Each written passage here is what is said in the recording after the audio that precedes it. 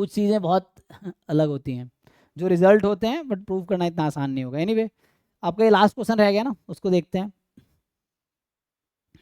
Unbiased वाला। X Y have the joint discrete distribution, तो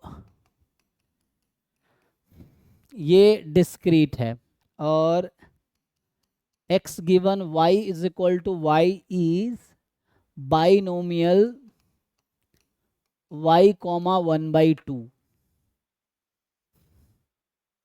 and y is, ये तो देखा देखा रिजल्ट लग रहा है, पॉइसन 1, ये तो हमने क्लास में किया है ना,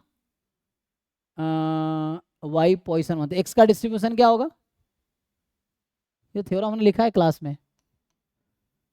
एक्स का डिस्ट्रीब्यूशन y है पॉइसन लैम्डा और x given y binomial yp है, ये क्लास में लिखा है मैंने। देन x का डिस्ट्रीब्यूशन क्या होता है, ये आपको याद नहीं है, Poisson Poisson lambda lambda P, पे। हाँ यस यस है ना, तो ये आपको याद है, ठीक है। तो ये थ्योरम है, तो यहाँ से x का डिस्ट्रीब्यूशन क्या आ जाएगा, पॉइसन लैम्डा पी, तो लैम्डा 1 है, p 1/2, तो 1/2। ये फिर से थ्योरम है, प्रूफ इसका किया जा सकता है, प्रूफ है बुक्स में, वो देख सकते हैं आप। तो अब आपको पूछा क्या है इन्होंने, t एक एस्टिमेटर बना दिया है ना, so t is the txy any unbiased estimator of lambda, any unbiased estimator of lambda। अच्छा लैम्डा क्या है, ये क्या कर रहा है, ये मेरे पॉइसन 1 है या यही तो नहीं पॉइसन समझ में। है, पॉइसन लैम्डा होना चाहिए। हाँ मुझे लगता है लिखने में गलती हुआ है नहीं, हाँ वरना कोई मतलब ही नहीं है, वेरिएंस टी के वाई के साथ क्यों कंपेयर कर रहे हैं, हाँ सर लैम्डा ही है। वाई लैम्डा होना चाहिए, जैसे वाई ये लैम्डा अगर होगा तो ये लैम्डा/2 हो जाएगा है ना, ये हो जाएगा।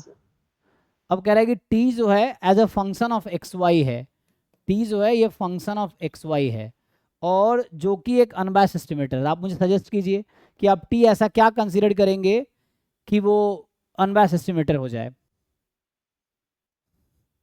लैम्डा के लिए हाँ मतलब लैम्डा का अनबायस्ड एस्टिमेटर हो जाए, आप क्या लेना चाहेंगे टी को,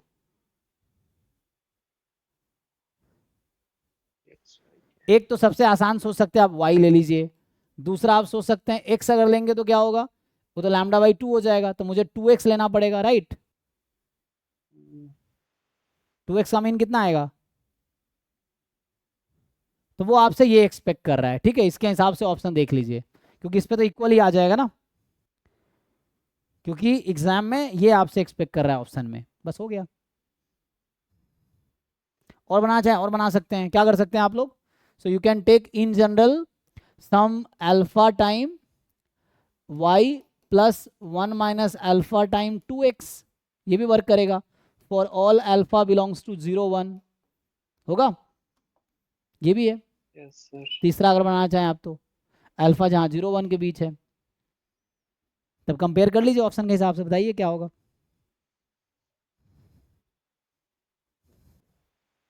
हो जाएगा देखिए। Variance of T. सो यहाँ से वेरिएंस तो वेरिएंस ऑफ लैम्डा टी ही हो गया, greater than. Variance of T is greater than तो ये वेरिएंस ऑफ वाई। 4 लैम्डा हो गया यहाँ से वेरिएंस ऑफ टी लिखेंगे तो अल्फा स्क्वायर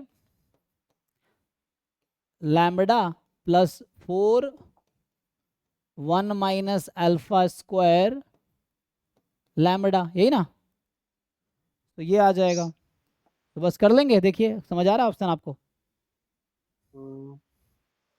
अच्छा मुझे लगा एक्स वाई का फंक्शन बनाना है, ऐसा जरूरी नहीं है।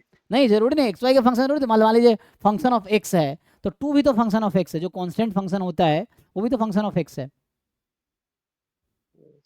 तो जरूरी थोड़ी कि एक्स वाई दोनों इन्वॉल्व होने चाहिए।